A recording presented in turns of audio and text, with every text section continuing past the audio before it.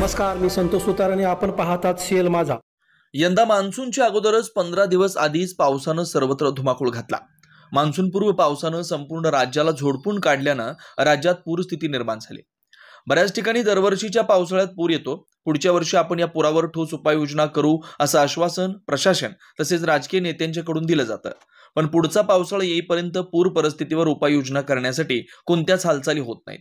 पूर परिस्थिती निर्माण झाल्यावर खडबडून जागं झालेल्या प्रशासनानं मुख्य पावसाळ्यातील संभाव्य पूरस्थिती लक्षात घेऊन आपत्ती व्यवस्थापन प्रात्यक्षिक सुरू केलेत.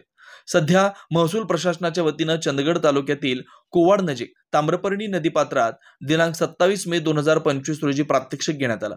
पण दरवर्षी आपत्ती व्यवस्थापन येऊन प्रात्यक्षिकच करणार का?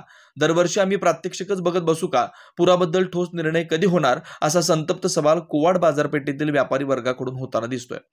ताम्रपर्णी नदीच्या काठावर असलेल्या कोवाड या मोठ्या व्यापारी पेठेत सन 2019 मध्ये अचानक आलेल्या महापुरामुळे हाहाकार उडाला होता. तेव्हापासून गेली 4 वर्ष सतत ताम्रपर्णी नदीला येणाऱ्या पुरात बहुतांशी बाजारपेठ बुडून लाखोंचं नुकसान होत असल्यानं येथील व्यापारी वर्गानं वेळोवेळी प्रशासनाकडे याविषयी उपाययोजना करण्याविषयी मागणी केली. पण प्रशासनाकडून फक्त पाहणी करून लवकरच याविषयी मार्ग काढू याच्या पलीकडे कोणतीच हालचाल झालेली नाही. पूर काळात तर तालुक्याबरोबरच जिल्ह्यातील नेत्यांनी देखील कोवाड इथं भेट देत बरीच आश्वासनं दिली. लोकसभा व विधानसभेत नेत्यांनी दिलेल्या आश्वासनामुळे आता कायमचा पूर गेला असं कोवाड बाजारपेठेतील व्यापारी वर्गाला वाटत होतं.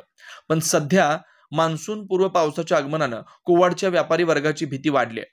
जेव्हा आम्हाला तुमची प्रात्यक्षिक नको, पुराबद्दल ठोस उपाययोजना करा अशी मागणी व्यापारी वर्गाकडून होताना दिसते.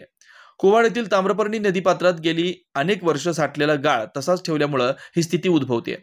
या संदर्भात आपण जिल्हाधिकाऱ्यांशी चर्चा केली असून शासनाच्या काही नियम व अटींच्यामुळे अडचणी निर्माण झाल्यात. याबद्दल लवकरच ठोस उपाययोजना करणार असल्याचं चंदगड विधानसभेचे आमदार शिवाजीराव पाटील यांनी सीएल माझा न्यूजशी बोलताना सांगितलंय.